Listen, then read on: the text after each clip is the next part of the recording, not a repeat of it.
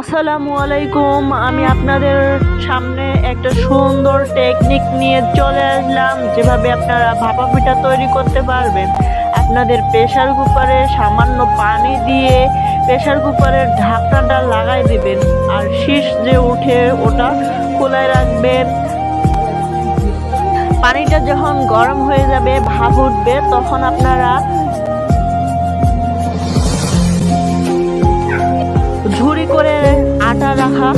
ঝুড়ি করে রাখা আটাটা আপনি একটা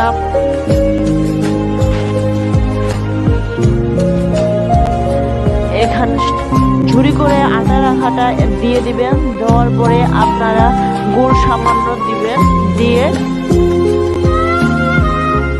সামান্য একটু গুড় দিয়ে এটা ঠিক করে দেব। দিয়ে ওই প্রেসার কুকারের মুখটাতে আমি দিয়ে দিব।